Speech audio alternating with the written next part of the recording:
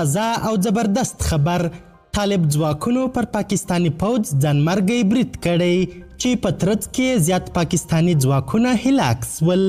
د تورخم جګړه پاکستان ته ګرانه تمامه سول.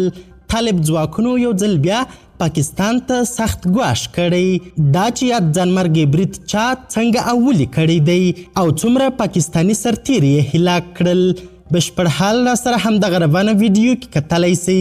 سلامونه قدرمنو لیدونکو، مشال پریس یوټیوب چینل ته مو هرکلی کوم.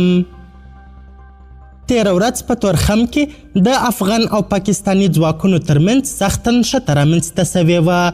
یا د نښته په داسې حال کې رامنځته سوې چې افغان طالبانو د افغانستان خواته پوسته جوړول او پاکستانی عسکرو پرې ډزې کړي.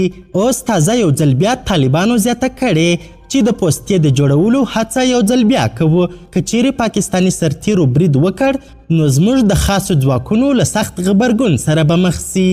اوس تازه د پاکستان په بنو کې د پاکستانی پوځیانو پر کاروان ځانمرګی برید سوی دی.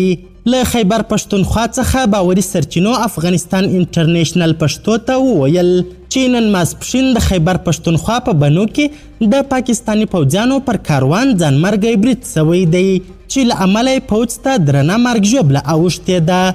دا مهال پوځ په بنو کې په عملیاتو بوخت دی او د بنو په ځینو سیمو کې یې له تیرو 2 ورځو راهیسې ګرځ بندیز لګولی دی. سرچینې زیاته کړې چې د پاکستانی پوځیانو لخوا سیمه کلابنده سوې او د تلفاتو په اړه دقیق معلومات نسته. یوې بلې سرچینې افغانستان انټرنیشنل ته ویلي چې پیښه د بنو د بکاخیلو په تحصیل یعنی علاقهدارۍ کې رامنځته سوې ده چې د 6 پوځیانو په ګډون یو ملکي وګړی پکې وژل سوی او 15 نور پوځیان ټپیان سوي دي. سرچینه زیاتوي چې ځانمرګي بریدګر له چاودېدونکو توکو ډک موټر ته د پاکستانی پوځیانو کاروان ته څیرمه چاودنه ورکړې ده. په ټولنیزو شبکو کې تحریک طالبان پاکستان ته نږدې کانالونه وایي چې دغه پیښه د دوی د یوه ملګري ابوبکر وزیرستاني لخوا سوې. تحریک طالبان پاکستان د خپل دغه ځانمرګي بریدګر له انځور سره لیکلي دا استشهادي اتل ابوبکر وزیرستانی دی.